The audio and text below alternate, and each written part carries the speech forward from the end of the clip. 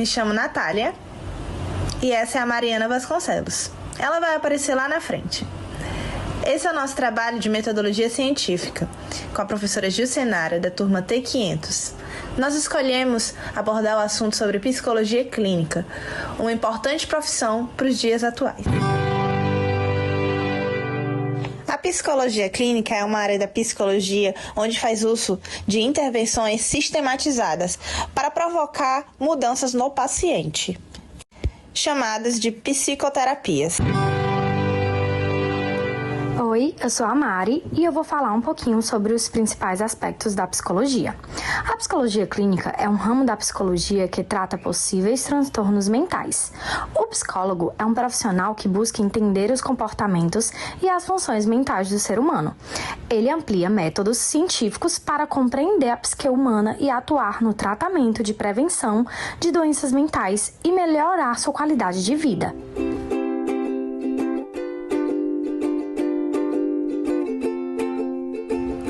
O psicólogo e toda a área da psicologia ganham mais importância a cada ano.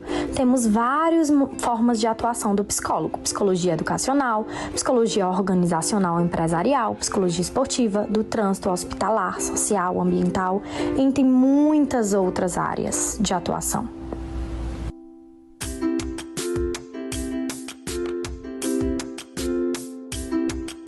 Tudo bom? Me chamo Gabriel, estou representando a equipe 13 de Metodologia Científica, grupo formado por Bruno Lucena, Ulisses Alfredo, Nicolas Ribeiro e eu, Gabriel Gripe. Nosso grupo escolheu falar sobre o renomado cientista Isaac Newton. Nascido em 1643, Isaac Newton teve seus principais estudos e pesquisas voltados para objetos refletores de luz, como sendo espelhos ou lentes convexas ou côncavas. Sr. Isaac Newton também teve seu marco histórico como sendo a lei gravitacional. Lei essa utilizada desde o século XVII até os dias de hoje, principalmente em faculdades de exatas. E bom, como nossa equipe é formada por estudantes de engenharia civil e estudantes de direito, vou tentar detalhar melhor aqui como cada curso tem o auxílio do Isaac Newton. E bom, para a engenharia civil é bem mais direto, já que é uma faculdade de cálculo de exatas. A gente basicamente utiliza as fórmulas dedicadas pelo Isaac Newton para calcular inércia, dinâmica, tudo que envolve a lei gravitacional.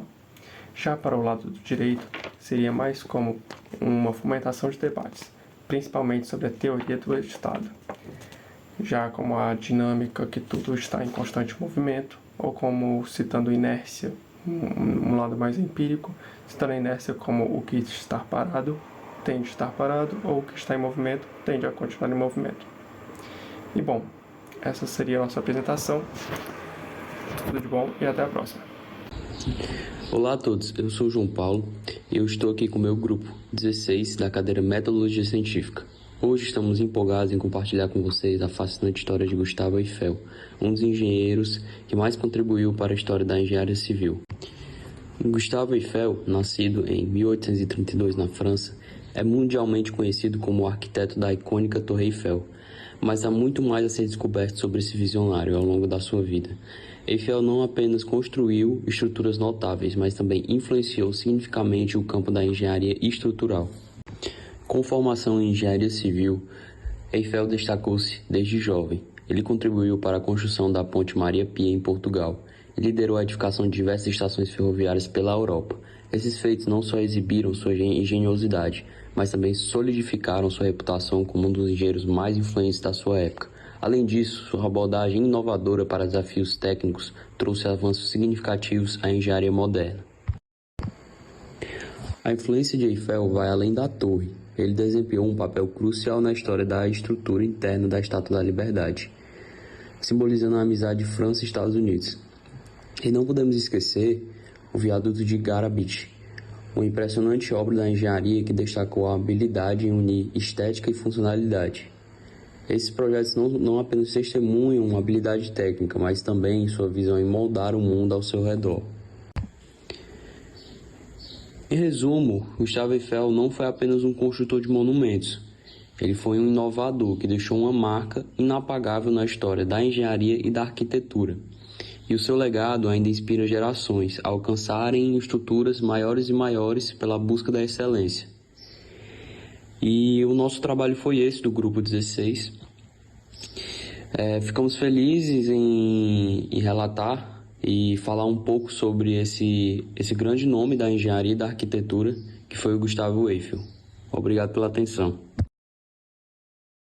No projeto extensionista da cadeira de Metodologia Científica, a equipe 28, formada por Ana Carolina de Lima, Sara Correia Barbosa, Guilherme Muniz Araripe e Ania Souza Marques, escolheu como cientista Freud. Um breve histórico sobre a vida do psicanalista: ele nasceu no dia 6 de maio de 1856, em Morávia, uma cidade da República Tcheca. Mudou-se para Viena, na Áustria, quando criança, por isso muitos o conhecem como psicanalista austríaco. Foi o fundador da psicanálise, revolucionou a compreensão da mente humana. Ele teve contribuições significativas na psicologia, explorando temas como o inconsciente e a sexualidade. Como formação, estudou medicina na Universidade de Viena e ele desenvolveu um grande interesse em neurologia.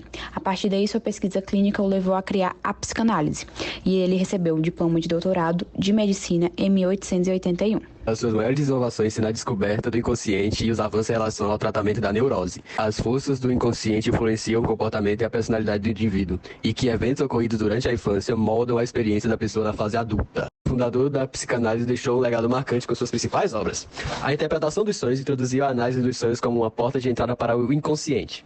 A psicopatologia da vida cotidiana explorou lapsos e atos falhos reveladores. 3 ensaios sobre a teoria da sexualidade mergulhou na complexidade da sexualidade infantil. Além do princípio do prazer, apresentou a noção da pulsão de morte. O ego e o id delineou a estrutura de mente humana com o ego, superego e id. Essas obras continuam a influenciar profundamente a psicologia e a teoria psicológica contemporânea. A psicanálise, e principalmente Freud, foi importante referência para o desenvolvimento da psicologia como um todo, mas principalmente perante as abordagens. Freud contribuiu para o estudo e desenvolvimento da mente humana, explorando temáticas ligadas ao mecanismo de defesa, análise dos sonhos, a estrutura da personalidade, como id, ego, superego, as pulsões e principalmente o desenvolvimento psicossexual.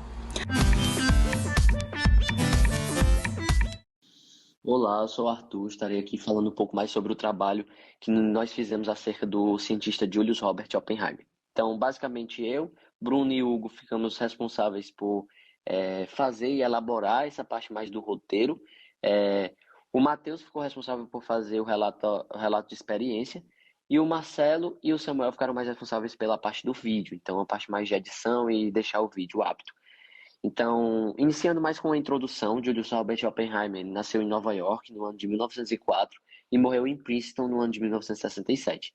Ele era bacharel em Química pela Universidade de Harvard e doutor em Física pelas universidades do Cambridge e Göttingen. Olhando mais para a parte pessoal dele, ele era um cara que foi conhecido mundialmente como o pai da bomba atômica, porque teve uma grande atuação no projeto Manhattan. E aí ele desempenhou um papel fundamental nesse projeto, onde ele participou do programa de pesquisa e desenvolvimento durante a Segunda Guerra Mundial, que resultou na criação da primeira bomba atômica. Olhando mais para a parte de liderança científica, ele foi um cara que foi diretor do laboratório de Los Alamos e coordenou os esforços científicos para desenvolver a bomba atômica. E, além disso, ele também trouxe uma grande contribuição teórica para a parte da física, especialmente na área da astrofísica, né, onde ele trouxe sua teoria das estrelas de nêutrons. Por fim, olhando mais para a parte pessoal dele, ele se envolveu em questões políticas e de segurança, desempenhando um papel de desenvolvimento da política nuclear dos Estados Unidos e no estabelecimento da Comissão de Energia Atômica. E também era um cara que se preocupava muito eticamente. Então, ele foi conhecido por suas preocupações éticas em relação ao uso da energia nuclear e, posteriormente, se opôs ao desenvolvimento de armas termonucleares, e o que o colocou em conflito com o governo dos Estados Unidos. Olá, bem-vindos! Hoje iremos apresentar um pouco sobre a vida de Galileu Galilei. Contra a vontade do pai, Galileu abandonou o curso de medicina em 1585 e resolveu se dedicar aos estudos da matemática clássica. Contudo, desde cedo, Galileu esteve interessado nos fenômenos astronômicos e nos cálculos matemáticos, os quais o tornaram um dos mais importantes cientistas do século XVI. Suas teorias serviram de apoio e inspiração às ideias posteriores de Isaac Newton. 4 anos mais tarde, em 1592, Galileu foi nomeado professor da Cátedra de Matemática na Universidade de Pádua, e ele permaneceu por 18 anos. Também viajou para Veneza, Roma e Florença a fim de aprofundar seus estudos, bem como divulgar suas ideias. Conhecido como o pai da ciência moderna, Galileu Galilei foi um cientista, físico, astrônomo, escritor, filósofo e professor italiano que deixou um legado importante em diversas áreas. Seus estudos e contribuições ajudam a influenciar e a aprimorar a matemática, a física e a astronomia, entre outras áreas. Considerado revolucionário à época, chegou a ser perseguido e julgado pela Igreja Católica, que considerava suas teorias e controvérsias e polêmicas. Em 1613, por meio de uma carta direcionada a um aluno, o italiano explicou que a teoria copérnica não contradizia as passagens da Bíblia. Quando o texto se tornou público, os consultores da Inquisição da Igreja consideraram a teoria herética. Durante 7 anos, o cientista não pôde defender a teoria na qual acreditava. Assim, segundo registros, ele obedeceu à Igreja para evitar maiores complicações e porque era muito católico. Em 1632, Galileu publicou o Diálogo sobre os 2 principais sistemas mundiais, que comprovava a teoria heliocêntrica. Galileu Galilei contribuiu para a humanidade de uma maneira muito importante. Inventou o próprio telescópio e, ao usá-lo, descobriu manchas solares e que Vênus tinha fases, como a Lua. Provou ainda que a Terra girava em torno do Sol, o que refutava a doutrina aristotélica vigente, segundo o qual nosso planeta era o centro do universo, conhecido como geocentrismo.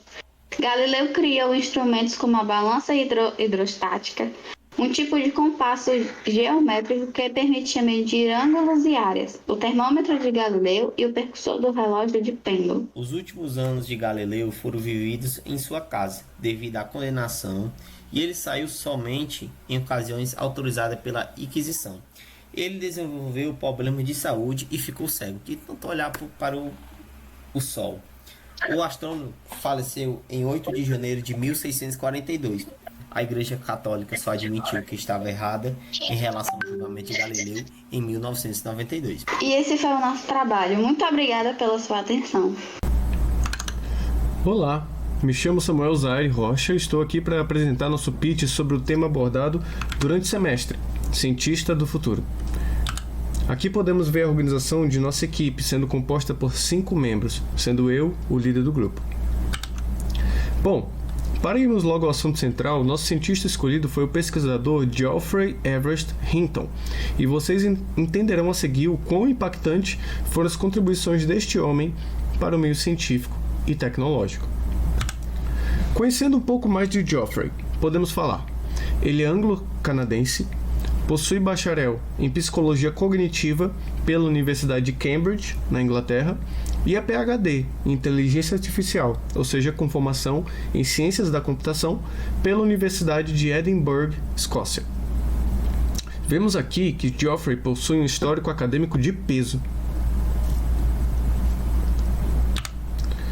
Falando de vez sobre suas contribuições, ele foi responsável pela pesquisa pioneira sobre Deep Learning, aprendizado profundo de máquina, e sobre redes neurais, o que possibilitou a entrada de novos sistemas de inteligência artificial, como o ChatGPT, que atualmente é uma das mais famosas ferramentas de pesquisas no mundo. Sua pesquisa sobre Deep Learning avançou bastante, o que acabou ocasionando cada vez mais o avanço na quantidade de parâmetros processuais das IAs generativas, como o GPT, que possui ao todo 175 bilhões de parâmetros. Comparativamente, o cérebro humano possui 100 trilhões de sinapses. Todas essas contribuições, histórico, acadêmico e científico, levaram ao ponto dele ser reconhecido internacionalmente como o pai das inteligências artificiais modernas, uma delas sendo a sua filha, o já citado ChatGPT, criado pela OpenAI. Obrigado pela atenção e esperamos que tenham gostado do nosso pitch. Olá a todos, eu me chamo Luiz, estou aqui representando o grupo 29, de Metodologia Científica, e o nosso cientista do futuro, né, como o primeiro trabalho era proposto, foi o Leonardo da Vinci, né? Quando a gente fala dele, a gente pensa logo na Mona Lisa, né? Mas, enfim, não se resume a apenas isso. Ele tem milhares de coisas que ele teve um incentivo, ou então, de fato, ele foi lá e fez. E dentre eles se destacam muito outras coisas. Falando um pouco sobre ele nasceu na Itália, eu acho que a maioria já sabe. Durante sua vida, ele estudou várias coisas, como artes plásticas, artes cênicas, estudou engenharia. E a sua obra de maior destaque, como eu já falei, de fato, foi a Mona Lisa, né? Que até hoje em dia está lá no Museu de Louvre, né? E, enfim, ele foi foi muito marcado, né? Até os dias de hoje a gente sabe, né? Onde a gente chega e fala da Mona Lisa, todos já atrelam a ele. Mas ele também teve, né? Como eu já falei, outra importância, né? Em outros setores, como ele criou o paraquedas, né? Então, ele percebia que o ar quente subia, o ar quente descia, né? E o ar frio subia, enfim, através de alguns experimentos. E com isso ele criou essa outra coisa também, que é muito importante, né, na nossa sociedade hoje em dia. Enfim, de fato é um mundo criado por este homem, né? E até hoje contribui para a nossa humanidade, digamos assim. Já no quesito da ciência, né, ele já estudava o corpo humano, tem alguns registros de rabiscos, né, que ele falava sobre o cérebro. Ele foi o primeiro a entender o sistema olfativo, né, de nós, seres humanos. Enfim, foi um gigante, né, para a época, até hoje em dia, né, ele é um gigante. E, enfim, esse foi o nosso trabalho escolhido. Eu falei aqui brevemente, mas quem puder estudar, se aprofundar, vai ver que é bem mais coisas que esse cientista, né, mais do que cientista, deixou para a humanidade, né? Foram fatos muito incríveis.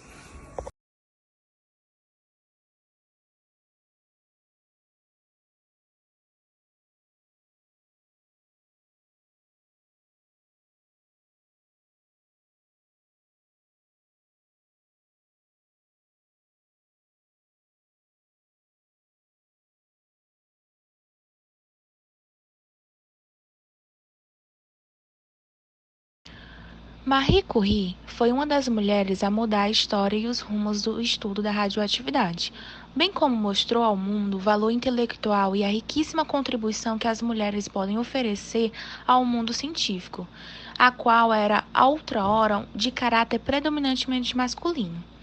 Marie é polonesa, com formação acadêmica em física e matemática pela Universidade da Sorbonne, na França. Foi a primeira mulher a receber um prêmio Nobel.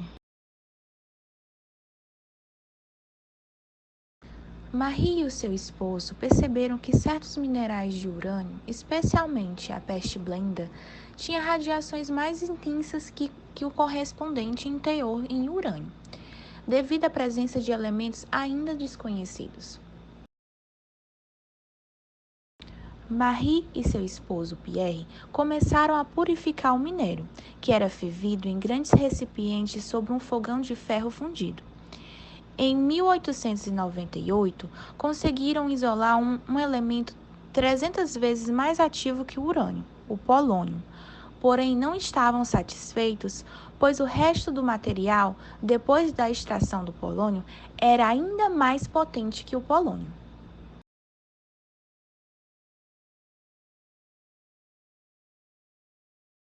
Continuaram os trabalhos, purificando e cristalizando, encontraram um novo elemento, 900 vezes mais radioativo que o urânio. Estava descoberto o elemento rádio.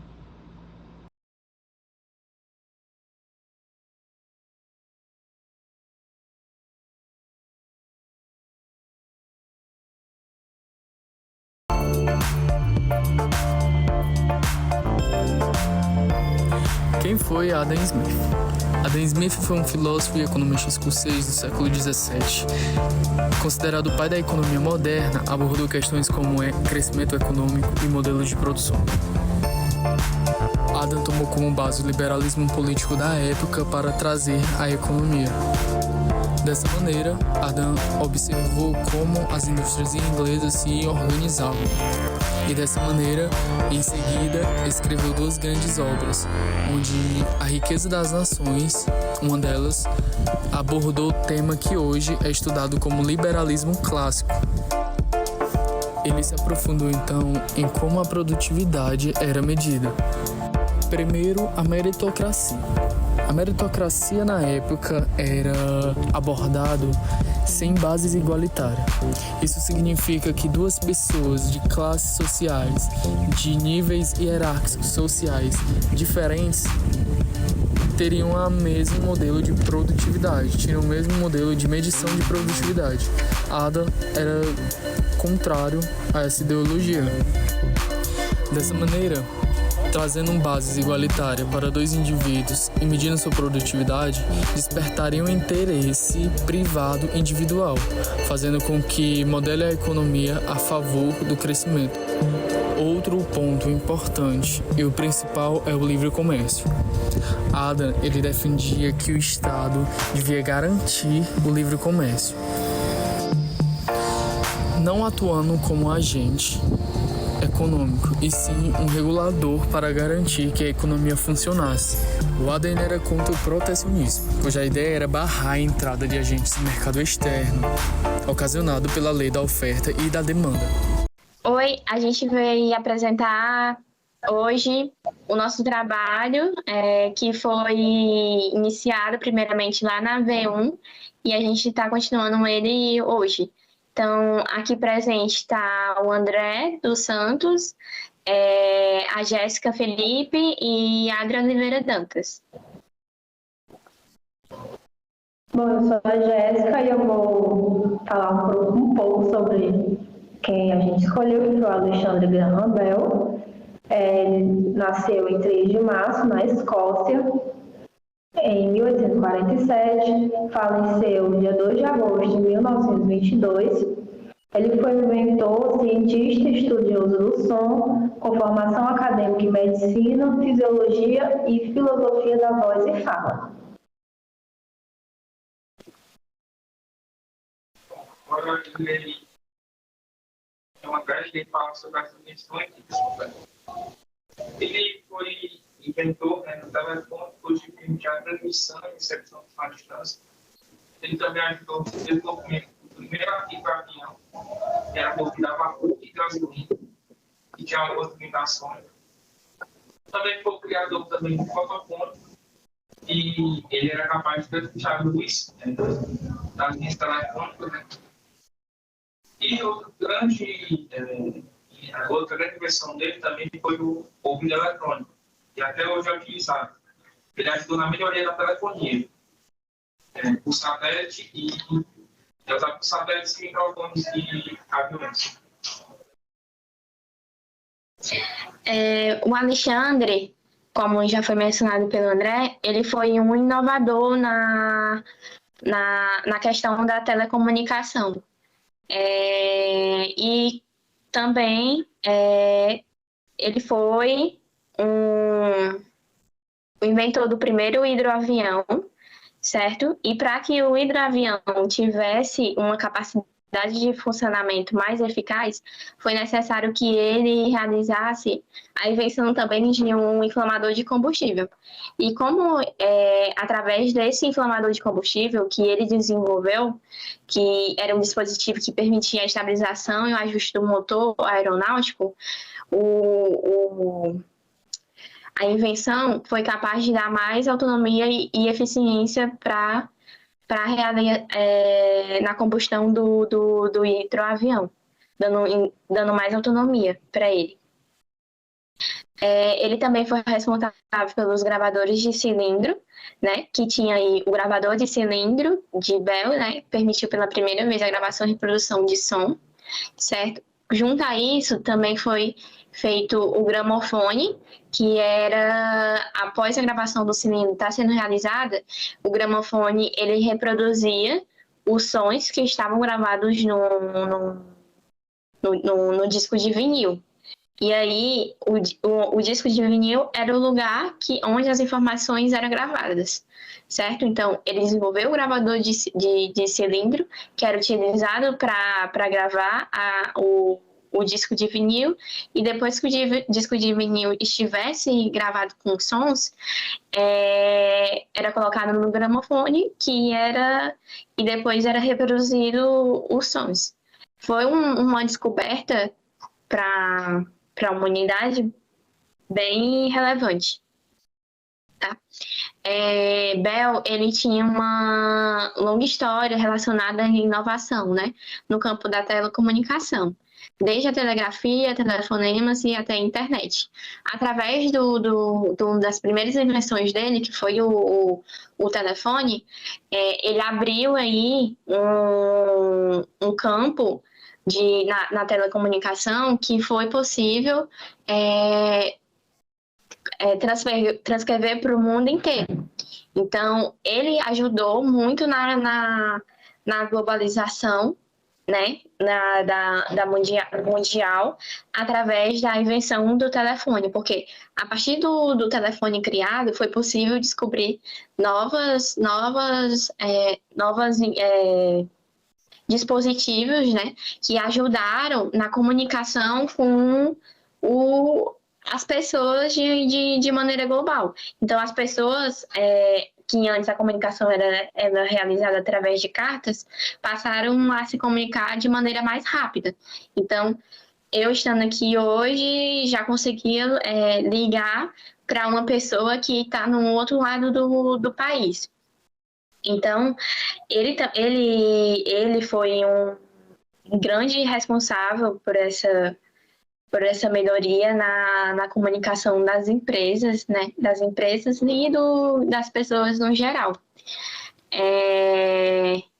Ele também tinha uma rede, né, de telefonia, que era a Southwest, e o grande legado dele é visto no mundo moderno até hoje, por conta da era da comunicação, né? Que ele conseguiu que a comunicação global ela entrasse em outro patamar. E além, claro, das suas contribuições na tecnologia biomédica. Então, ele foi um cientista muito, muito importante, certo? Ele contribuiu muito com a globalização da comunicação no geral. E a principal característica das grandes inovações que ele teve foi essa. Tá? Então, de forma breve, é isso. Obrigada. Olá, hoje irei contar para vocês a história de Alan Turing, o pai da computação e um famoso ícone da luta pelos direitos humanos. Alan Turing foi um brilhante matemático, lógico e cientista da computação britânico amplamente reconhecido pelas criações da D-Bomb e da máquina de Turing, e marcado pela perseguição à sua orientação sexual. Graduado, com honras, em matemática pelo King's College de Cambridge e PhD pela Universidade de Princeton, Turing entrou para um projeto secreto da Inglaterra com o fito de derrotar a criptografia britânica, o Enigma. Construída no contexto da Segunda Guerra Mundial, D-Bomb foi a máquina que decifrou a criptografia alemã Enigma e garantiu uma vantagem estratégica para os aliados, que posteriormente sairiam vitoriosos da guerra. Concebida em 1936, outra invenção famosa de Turing é a máquina de Turing, um modelo teórico fundamental na teoria da computação que desempenhou um papel crucial no desenvolvimento dos computadores modernos, sendo fundamental para o processo de formulação da teoria computacional e fornecendo as bases teóricas para a programação de computadores e a criação de linguagens de programação. A morte de Alan Turing é cheia de mistérios e questionamentos, com a causa oficial sendo suicídio por envenenamento por cianeto. Especula-se que possa ter sido um evento proposital pautado no fato de Turing ser homossexual e naquela época haver uma forte perseguição a essa parcela da população. Após sua morte, Turing foi reconhecido por todos os seus feitos e contribuições à ciência, como a criação da D-Bomb, e se tornou o pai da ciência da computação pela sua contribuição com o modelo da máquina de Turing, sendo inclusive criada uma premiação, o Prêmio Turing, em sua homenagem. Assim, podemos concluir que Turing foi crucial para a computação moderna e para a luta contra a homofobia, sendo uma figura importante para o progresso da ciência e o avanço da tecnologia. Seus feitos ficaram para a história e seu legado eternizado na mesma. Hoje iremos falar sobre Ivan Pavlov, composto por Isadora Lima, Maria Eduarda Rios, Rebeca Viana e Sara Falcão. Pavlov, nascido em 1849 na Rússia, foi um médico e fisiologista que, ainda muito jovem, distanciou-se de uma carreira religiosa incentivada por seu pai para entrar na ciência e na história. Tornou-se professor e, aos 41 anos, chefe de seu próprio laboratório de ciências. Pavlov destacou-se em inúmeras técnicas cirúrgicas e, principalmente, resultando no Prêmio Nobel de Medicina em 1904, na sua teoria do condicionamento reflexo, que será apresentada aqui. A teoria do condicionamento reflexo clássico surgiu pela investigação da salivação de cachorros. Ele observou que o cachorro salivava diante da ração e não salivava diante do sino. Após apresentar a ração e o sino ao mesmo tempo por diversas vezes, ele tocou apenas o sino e pôde perceber que o cachorro salivou, mesmo com a ausência do alimento. Assim, ele concluiu que um estímulo inicialmente neutro, ou seja, o sino, pode causar respostas novas por meio da associação desse estímulo neutro a um estímulo significativo, que seria a ração. O condicionamento ele pode ser identificado em nosso cotidiano através das seguintes situações, como o medo ao ouvir o som do aparelho do dentista, a náusea ocasionada por um cheiro de algum alimento que fez você passar muito mal anteriormente, a uma resposta emocional de tristeza a uma música em específico e em casos também de fobia, como de elevadores ou aviões. Pavlov revolucionou a psicologia com as suas descobertas sobre condicionamento clássico, mostrando como estímulos neutros podem desencadear respostas reflexas, contribuindo também para a teoria da aprendizagem, ao revelar como seres humanos e animais associam estímulos e adaptam seus comportamentos. Apesar de John Watson ter sido o fundador do behaviorismo, as pesquisas de Pavlov foram pioneiras e estabeleceram conceitos fundamentais na teoria comportamental. Obrigada pela atenção de todos. O princípio de Pareto é geralmente usado em negócios e na economia, embora possa ser usado em qualquer outro setor. Isso se deve à utilidade da regra 80-20 para determinar onde os esforços devem ser concentrados de modo a maximizar os resultados. A base do princípio de Pareto afirma que 80% dos resultados provém de 20% das ações. O princípio de Pareto pode identificar a parte mais influente em qualquer tipo de trabalho que possa ser subdividido em partes menores. O princípio de Pareto foi desenvolvido pelo economista italiano Vilfredo Pareto em 1896. Pareto observou que 80% das terras na Itália pertenciam a apenas 20% da população. Ele também testemunhou este fenômeno com as plantas do seu jardim, onde 20% das plantas produziam 80% dos frutos. Esta relação é descrita de uma maneira mais adequada em termos matemáticos como uma distribuição de lei de potência entre duas quantidades, na qual a mudança em uma das quantidades resulta em uma mudança significativa na outra.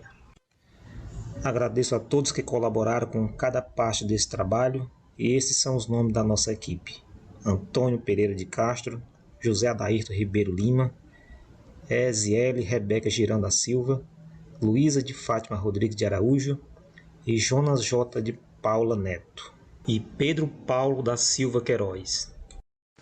Olá, hoje nós vamos falar sobre o cientista Thomas Edison.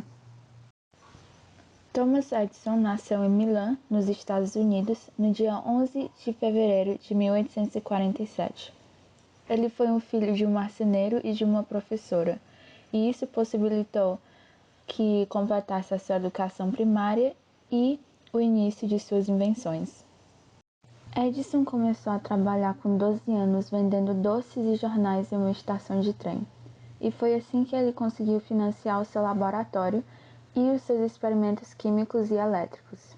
Em 1862, ele aprendeu a operar o telégrafo, e isso fez com que abriram várias portas para mais empregos e estabilidade financeira. Entre todas as invenções de Thomas Edison, as mais importantes foram a bateria de carro elétrico, feita de níquel e ferro, que foram mais eficientes do que as baterias de ácido de chumbo usados na época, a distribuição de energia elétrica, que ajudou a iluminar vários bairros de Nova York pela primeira vez, a caneta elétrica, a embalagem ao vácuo e a lâmpada incandescente, que substituiu o uso de velas, lampiões a gás e tochas de madeira. Edison também contribuiu muito para o cinema com 3 inventos muito importantes. O primeiro sendo o cinetoscópio, que é um instrumento de projeção interna de filmes. O segundo sendo a câmera de cinema, que capturava imagens e depois as demonstravam de forma rápida. E o terceiro sendo o cinescópio, que reproduzia imagens na tela de uma TV. Thomas Edison contribuiu muito para a sociedade por causa da importância da eletricidade. Ele conseguiu distribuir eletricidade, energia para vários bairros, e isso era algo necessário para o dia a dia das pessoas, não somente da época passada, mas de hoje também. Nossa cientista escolhida foi a Augusta Ada Byron King, mais conhecida como Ada Lovelace devido a seu título de Condessa Lovelace. Foi uma mulher, mãe, matemática e escritora brilhante. Postumamente conhecida como encantadora de números, ela escreveu o primeiro algoritmo a ser processado em uma máquina. Ada Lovelace foi uma matemática e escritora inglesa. Em suas notas sobre a máquina análica de Charles Babbage, uma das predecessoras dos computadores, ela ampliou a percepção do funcionamento do equipamento e introduziu conceitos gerais da programação. Sua contribuição foi essencial para o trabalho de outros cientistas, como, por exemplo, Alan Turing, e para o desenvolvimento da informática. O estudo de Ada Lovelace é considerado um marco na história da ciência da computação. Ela antecipou conceitos fundamentais da programação e descreveu um exemplo específico no algoritmo, considerado o primeiro programa de computador da história. 2 curiosidades sobre Ada Lovelace. Ela inspirou uma linguagem computacional, criada em 1970 pelo Departamento de Defesa dos Estados Unidos, e também ela tem um dia de comemoração. Esse dia é a segunda terça-feira de outubro, conhecido como Dia de Ada Lovelace. Essa foi a nossa apresentação sobre Ada Lovelace. A nossa equipe é composta pelo Guilherme, Letícia, João Lucas, Ana Beatriz, Marcos Mendes e Suza Marinho. Muito obrigada pela atenção. Olá, o nosso cientista é Alberto Santos Dumont. Iremos abordar um pouquinho sobre sua história, principais descobertas do cientista e relação de suas invenções com a engenharia. Bom, foi um cientista brasileiro que se destacou por sua grande capacidade e engenhosidade para inventar objetos. Ficou marcado na história brasileira por seus grandes feitos na área da aviação. Nasceu no dia 20 de julho de 1873 em Palmira, atual cidade Santos Dumont, no estado de Minas Gerais, filho de Francisca de Paula Santos e Henrique Dumont. Estudou química, física, automobilismo, engenharia, eletricidade, aeronáutica e mecânica. Por um breve período também estudou na Universidade de Bristol, na Inglaterra, porém não chegou a se formar. Faleceu no dia 23 de julho de 1932, aos 59 anos de idade. Perturbado com a cena de um avião promovendo destruição, aproveitou-se da saída do seu sobrinho e cometeu suicídio. Uma das curiosidades é que, após a aprimoração em inglês, viajou para a França e escalou o Monte Branco, que reforçou sua paixão pelas alturas. As suas principais invenções foram o relógio de pulso, o aeroplano, posteriormente conhecido como avião, concebeu 14 bis de Moselle, o balão a gás, o hangar dos aviões, o chuveiro quente. A sua relação com a engenharia e as ciências exatas é muito grande, pois inspira até hoje novas tecnologias aeronáuticas, através da nossa Embraer e de outras fábricas de aeronaves pelo mundo. Obrigada pela atenção. Espero que tenham gostado de conhecer um pouquinho sobre o cientista Alberto Santos Dumont.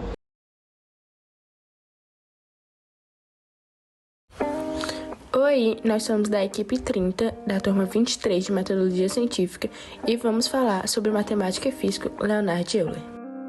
Euler nasceu na Basileia, Suíça, no dia 15 de abril de 1707, filho de Paul Euler e Margarete.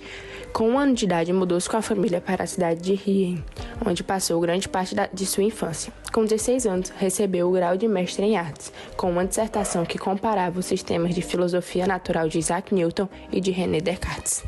Ele estudou na Universidade de Basileia e logo se destacou por sua habilidade excepcional em matemática. Em 1727, Euler foi convidado a se juntar à Academia de Ciências de São Petersburgo, na Rússia, onde se tornou professor de matemática. Sua abordagem inovadora e sua capacidade de resolver problemas complexos estabeleceram os fundamentos para muitos campos da ciência moderna. Euler é considerado um dos maiores matemáticos de todos os tempos e seu legado perdura até hoje. Euler é frequentemente acreditado como o pai da teoria dos grafos. Em 1736, ele resolveu o famoso problema das 7 pontes, demonstrando que era impossível atravessar todas as 7 pontes da cidade sem repetir um caminho.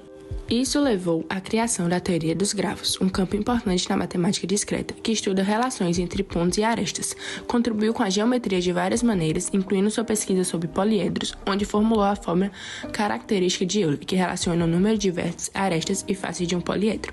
Esta fórmula é fundamental na topologia e também na teoria dos grafos. Na engenharia, desenvolveu fórmulas que contribuíram para o desenvolvimento da indústria, como é o caso da fórmula de flambagem. A fórmula de Euler, que tem por finalidade interpretar fenômenos de grandeza ciclo-randômica, como, por exemplo, o funcionamento de um pistão em motor movido a combustão ou no comportamento de estruturas sólidas, bem como na geração de energia elétrica. Portanto, pode-se destacar a importância da fórmula de Euler na engenharia civil, mecânica e elétrica. Suas descobertas foram e continuam sendo usadas pelos mais diferentes cientistas ao redor do planeta. Intitulado Oswaldo Cruz como pioneiro na saúde pública brasileira, este trabalho aborda de forma breve e direta acerca de sua vida e suas realizações. Oswaldo Cruz nasceu em São Luís do Paraitinga, em São Paulo, no ano de 1872. Durante sua infância, sua família transferiu-se para o Rio de Janeiro, onde ele concluiu sua graduação na Faculdade de Medicina do Rio de Janeiro em 1892, apresentando sua tese de doutoramento intitulada A Veiculação Microbiana pelas Águas. 2 anos após a obtenção do seu diploma, Cruz ingressou na Policlínica Geral do Rio de Janeiro, onde exerceu a função de chefe do Laboratório de Análises Clínicas. Em 1897, Oswaldo Cruz dirigiu-se a Paris, onde aprofundou seus estudos em microbiologia, soroterapia e imunologia no Instituto Pasteur, além de se dedicar à medicina legal no Instituto de Toxicologia. Retornando ao Brasil, destacou-se por suas notáveis contribuições para a saúde pública. Entre suas realizações mais significativas, inclui-se a erradicação da febre amarela no Rio de Janeiro, a criação de soros e vacinas que desempenharam um papel crucial no avanço da medicina preventiva, juntamente com a sua pesquisa sobre a doença de Chagas. Oswaldo Cruz desempenhou um papel fundamental na modernização da prática médica, introduzindo novos padrões de higiene e medidas preventivas que resultaram na significativa redução da incidência de doenças infecciosas. Seu legado na medicina é notável, sendo lembrado como um dos mais proeminentes cientistas do país. Nesta apresentação, vamos falar sobre Tim Berners-Lee, o visionário da web. O homem que conectou o mundo com um clique, presenteando-nos com a World Wide Web. Ele não apenas criou uma ferramenta, mas sim um futuro que ele ousou imaginar. Berners-Lee é um verdadeiro pioneiro, cuja visão de uma web aberta e inclusiva continua a moldar nosso mundo, oferecendo possibilidades infinitas de conexão e conhecimento para todos. Vamos começar falando sobre a vida e a formação de Tim Berners-Lee. Ele nasceu em Londres em 1955 e estudou física na Universidade de Oxford. Depois, trabalhou como engenheiro de software em várias empresas, incluindo a CERN, a Organização Europeia para a Pesquisa Nuclear, onde ele criou a World Wide Web. Em 1989, Berners-Lee propôs um hipertexto para compartilhar informações entre cientistas em todo o mundo. Ele criou o protocolo HTTP, a linguagem HTML e o primeiro servidor web, que permitiu que as pessoas acessassem e compartilhassem informações na internet. A World Wide Web foi lançada em 1991 e desde então mudou drasticamente a maneira como vivemos e trabalhamos. O impacto da invenção de Berners-Lee na sociedade e na tecnologia é imensurável. A World Wide Web se tornou uma ferramenta essencial para a comunicação, o comércio, a educação e a pesquisa. A web também mudou a maneira como as pessoas se relacionam e se informam, permitindo que elas se conectem com outras pessoas e culturas em todo o mundo. Berners-Lee recebeu inúmeros prêmios e honras por seu trabalho inovador. Em 2016, por exemplo, recebeu o chamado Prêmio Nobel da Computação, o Prêmio Turing. Ele também é um defensor da web aberta e inclusiva e fundou a World Wide Web Foundation para promover a igualdade de acesso à web em todo o mundo. Para concluir, gostaria de compartilhar uma citação inspiradora de Berners-Lee. Abre aspas. A web não está concluída, é apenas a ponta do iceberg. As novas mudanças irão balançar o mundo ainda mais. Fecha aspas. Boa noite, meu nome é Matheus Euler. Meu nome é Calma César. Fazemos parte do grupo 9 da cadeira de Metodologia Científica. Iremos apresentar sobre o cientista italiano Galileu Galilei. Bom, ele ingressou na Universidade de Pisa em 1583 para estudar medicina. Lá, ele já fascinado por matemática, continuou a estudá-la e ganhava sua vida dando aulas da matéria. Nessa época, ele iniciou seus estudos de objetos em movimentos com a publicação da teoria de Little Balance, o que o trouxe alguma fama na época em um posto de professor na Universidade de Pisa em 1589. Ainda em Pisa, Galileu conduziu experiências com objetos em queda e produziu seu manuscrito do Motu, que traduzido é Em Movimento. Em 1592, seu contrato com a universidade foi encerrado, porém não foi renovado. Porém, logo em seguida, ele conseguiu uma nova posição na Universidade de Pádua, ensinando geometria, mecânica e astronomia. Nos dias atuais, ele é tido como o pai da ciência moderna pela maioria dos historiadores do pensamento científico. Isso se dá pelo fato de ele não apenas ter sido um dos pioneiros na prática da nova ciência, mas também por ser o primeiro a apoiar teorias que permitem a compreensão do funcionamento do universo, como a teoria do heliocentrismo, que na antiguidade da Idade Média se acreditava-se que a Terra era o centro do universo. Porém, com essa teoria foi possível descobrir que o Sol era, na verdade, o centro do universo. Além disso, Galileu foi o criador do primeiro telescópio, chamado Perpigilum. O telescópio de Galileu inventou tomou como modelo uma luneta criada em 1608 pelo inventor holandês Hans Lippershey, a partir da lente dos primeiros óculos. Este telescópio revolucionou a ciência da época porque possibilitou um novo olhar da humanidade para objetos minúsculos. Possibilitou também a vista de novas estrelas, como a Lua, por exemplo.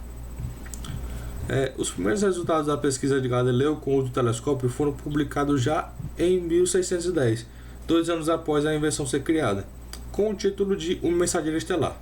3 anos após isso, ele publicou outro título, com o título Cartas sobre Manchas Solares, onde deixou explícitos as principais considerações propriamente científicas a favor da teoria heliocêntrica de Copérnico. E essa é a nossa apresentação sobre o cientista italiano Galileu Galilei. Obrigado e boa noite. Muito obrigado e boa noite. Olá, tudo bem? Imagine se você, aluno do ensino médio, na possibilidade de viver sem energia elétrica. Já imaginou como seria a sua vida? Muito provavelmente você não estaria assistindo este vídeo, não é mesmo? Graças às invenções do cientista Nikola Tesla, a utilização de energia elétrica se tornou um dos grandes pilares da nossa sociedade. A seguir, vamos conhecer um pouco mais sobre quem foi Tesla. O cientista, inventor e engenheiro e futurista Nikola Tesla nasceu na Sérvia. O seu trabalho com a eletricidade trouxe muitos avanços na área da comunicação e da tecnologia. Ele é mais conhecido pelo seu trabalho com corrente alternada como sistema de fornecimento de energia elétrica. Em Em 1899, Tesla conduziu vários experimentos em seu laboratório no Colorado, nos Estados Unidos. Tesla demonstrou que a eletricidade poderia ser transmitida sem o uso de fios. Em 1905, Tesla perdeu apoio para construir torres de comunicação sem fio. Essa ideia, assim como outras várias que ele teve, nunca foram realizadas enquanto ele estava vivo.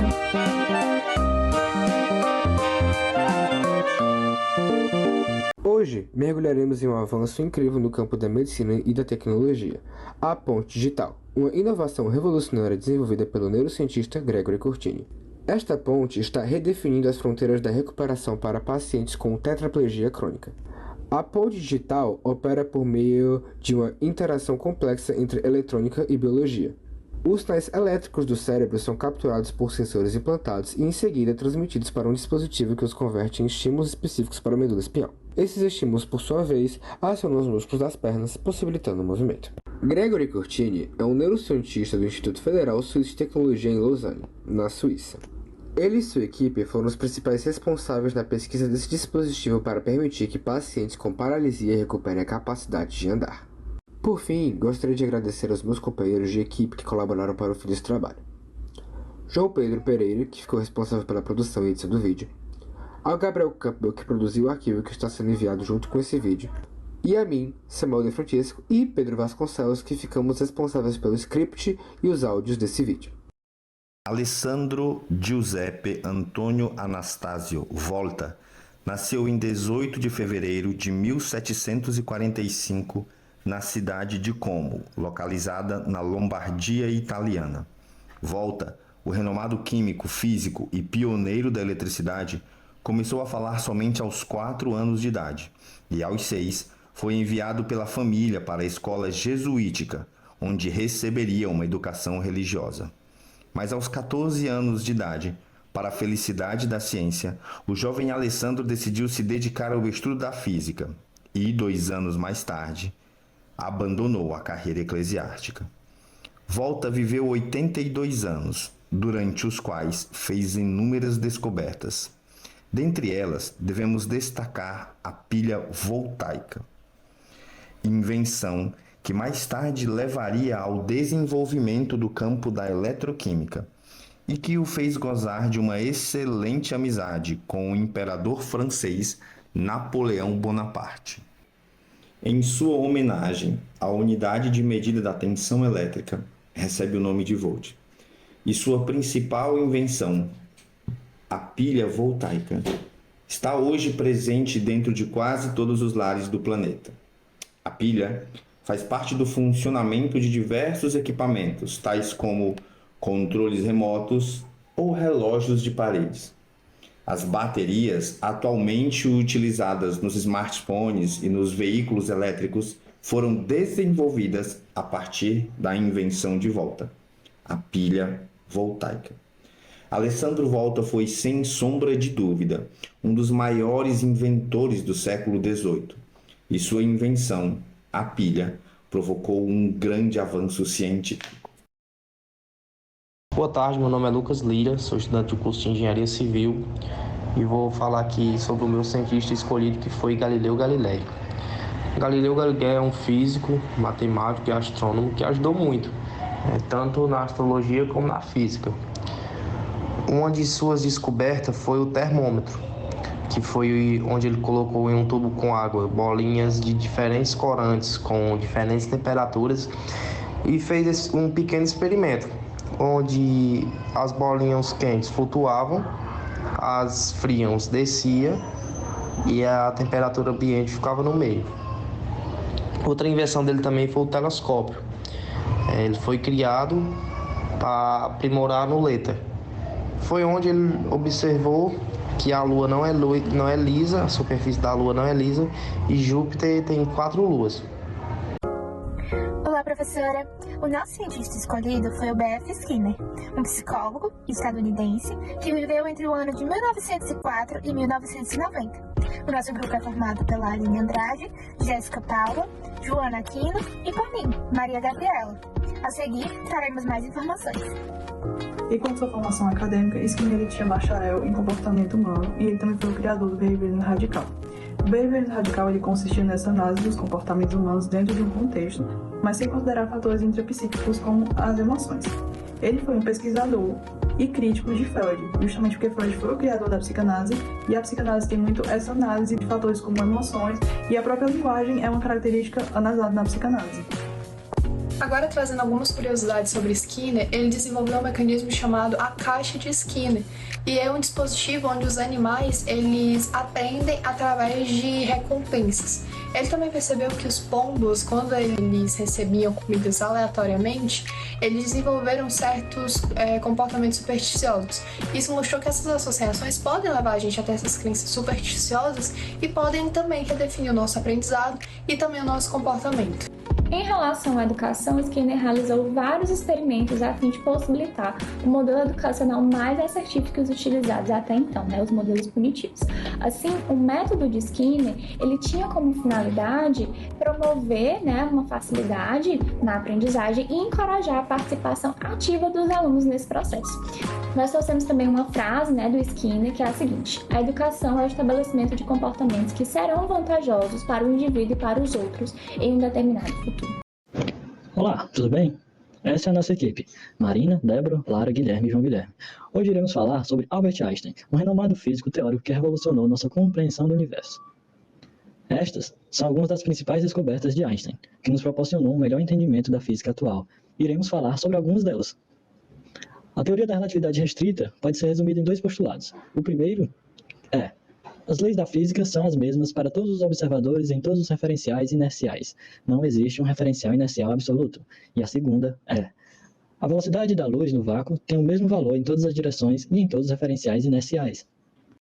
A teoria da relatividade geral de Albert Einstein reformula a gravidade como a curvatura do espaço-tempo, causada por massa e energia. Substituindo a teoria de Newton em escala cósmica, ela explica fenômenos como a curvatura da luz ao redor de massas, essencial para entender a física em grande escala, como o universo em níveis cósmicos. Segundo ele, não é o Sol que atrai a Terra para girar em torno dele. Albert Einstein explica que o Sol cria, em relatividade, uma perturbação no espaço-tempo. É essa anomalia que obriga a Terra a girar em torno dele. Dessa forma, podemos concluir que a teoria da relatividade geral é uma teoria capaz de descrever o universo na presença de campos gravitacionais, ampliando e generalizando os conceitos envolvidos na teoria da relatividade restrita, ao interpretar os campos gravitacionais como uma deformação no espaço-tempo. O condensado de Bose-Einstein é uma fase da matéria formada por bósons a uma temperatura muito próxima do zero absoluto. Nestas condições, uma grande fração de átomos atinge o mais baixo estado quântico. E nestas condições também os efeitos quânticos podem ser observados à escala macroscópica, concebido e calculado teoricamente pelo físico indiano Satyendra Nath Bose e por Albert Einstein em 1924. Um condensado de Bose-Einstein veio a ser produzido. E, bom, finalizando, esse foi o nosso trabalho, espero que tenha gostado e até mais.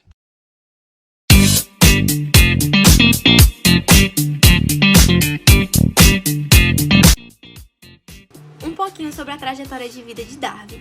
Desde pequeno, ele gostava de colecionar rochas, animais e plantas. E ele também adorava realizar atividades laboratoriais com seu irmão. Aos 16 anos, Darwin passa a acompanhar o seu pai, que era médico, no consultório.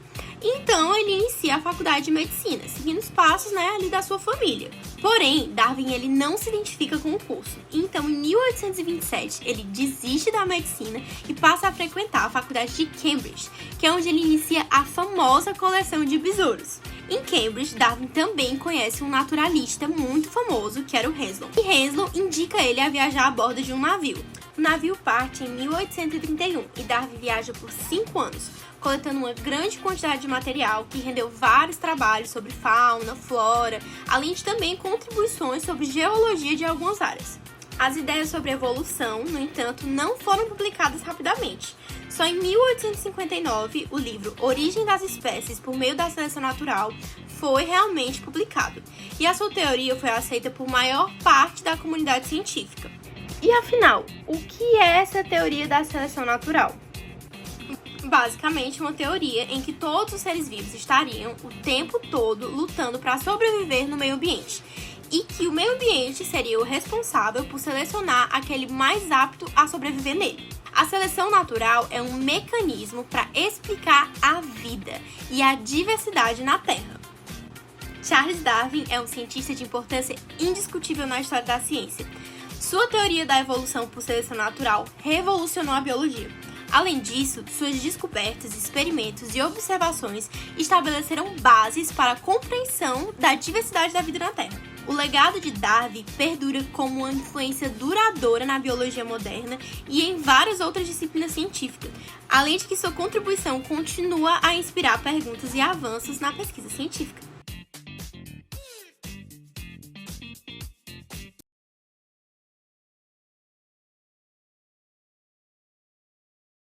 Olá a todos, hoje vou apresentar a vida e as principais contribuições de um dos maiores matemáticos e engenheiros da história, Arquimedes de Siracusa. Sua genialidade e inovação tiveram um impacto duradouro na ciência e engenharia, moldando o mundo que conhecemos hoje. Contexto histórico.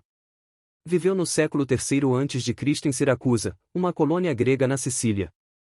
Durante o período helenístico, onde a ciência e a filosofia floresceram. Arquimedes nasceu por volta de 287 a.C. Recebeu uma educação excepcional em matemática e filosofia.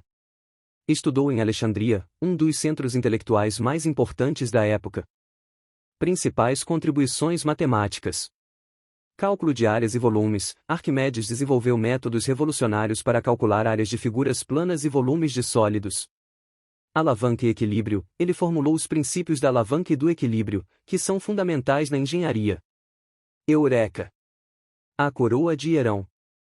Conta a lenda que Arquimedes teve sua famosa revelação enquanto tomava um banho. Ele percebeu como calcular o volume de objetos irregulares usando a água deslocada. Isso foi fundamental para detectar a falsificação de uma coroa de ouro. Engenharia e invenções. Máquinas de guerra. Arquimedes projetou engenhocas incríveis para defender Siracusa contra invasões romanas, como o gancho de Arquimedes para afundar navios inimigos. Relógio de água. Ele também criou um sofisticado relógio de água, um ancestral do relógio moderno. Legado duradouro. As contribuições de Arquimedes estabeleceram as bases para a matemática e a engenharia modernas. Suas obras, como os números racionais e a quadratura da parábola, influenciaram em números matemáticos posteriores. Seu trabalho ressoa até hoje em áreas como física, engenharia e astronomia. Arquimedes de Siracusa foi um gênio que transcendeu seu tempo. Suas contribuições à matemática e engenharia moldaram o mundo em que vivemos. Sua mente inquisitiva e criativa inspira gerações futuras de cientistas e engenheiros. César Lattes nasceu em 11 de julho de 1924 em Curitiba, no Brasil. Desde pequeno, sempre demonstrou muita curiosidade e interesse pelo mundo ao seu redor. Após terminar sua escola, Lattes decidiu ingressar na Faculdade de Física pela Universidade de São Paulo, onde viria assim a se tornar um dos maiores nomes da pesquisa científica no país. Um dos maiores marcos na sua carreira foi a descoberta da meson pi, uma partícula subatômica fundamental para a nossa compreensão das interações nucleares. Em 1947, em colaboração com cientistas como Powell e Occhialini, Lattes realizou experimentos que vieram assim comprovar a existência dessa partícula, deixando uma marca na física de partículas. A descoberta do meson pi teve implicações profundas na teoria quântica e na nossa compreensão de como funcionam as forças fundamentais do universo. A contribuição de Lattes não só ampliou o nosso conhecimento científico, mas também elevou a posição do Brasil no cenário mundial. Lattes não foi só um excelente cientista, mas também um mentor e defensor da educação científica na América Latina. Seu legado continua inspirando diversos pesquisadores, mostrando que mesmo em condições desafiadoras, a paixão pelas descobertas pode transcender fronteiras e moldar o futuro da ciência.